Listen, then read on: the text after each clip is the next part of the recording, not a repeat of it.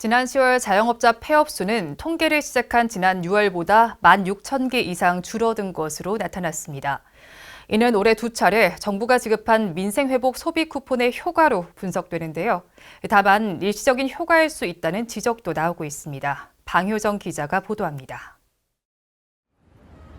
서울 종로구의 한 거리, 점심 먹으러 나온 사람들로 북적입니다. 한 음식점에 민생회복 소비 쿠폰이 적힌 스티커가 붙여 있습니다. 매출은 조금 늘었어요, 저희가. 그 민생회복 쿠폰 때문에 도움을 많이 받았죠. 정부의 소비 쿠폰 지급 이후 자영업 관련 지표가 개선 흐름을 보였습니다. 29일 국세청 국세통계포털에 따르면 올해 10월 폐업 사업자는 5만 214개로 월별 통계를 공표하기 시작한 6월보다 1만 6천 개 이상 줄었습니다. 실제 매출 신고 등 영업활동이 확인된 가동사업자도 4개월 연속 증가세를 보였습니다.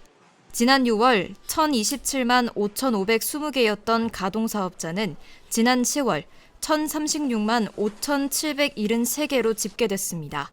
고용지표에서도 변화가 나타났습니다.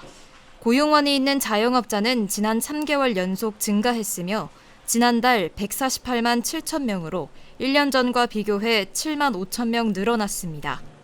자영업자 지표 개선 배경으로 경기 회복과 정부 정책 효과가 지목되고 있습니다. 한국 경제 성장률은 1분기 0.2% 감소하다가 점점 증가해 3분기 1.3%를 기록했습니다.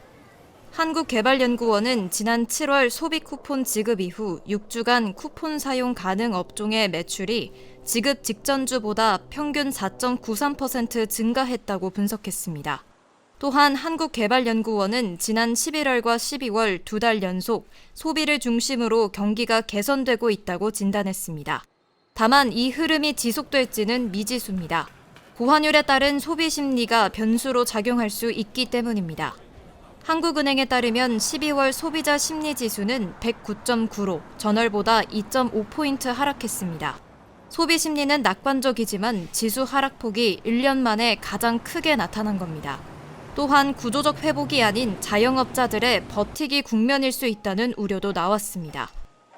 정부의 지원받아가지고선 버티려고 하는 거죠. 그런데 이게 버티기만 한다면은 저 정부의 지원이 어떤 면에서는 허탕이 되는 거고 다시 회생할 가능성이 별로 없으니까요.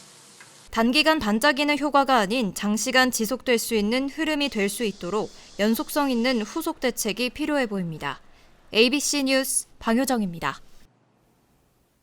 재미있게 보셨다면 구독, 좋아요, 알림 설정까지 꼭 눌러주세요.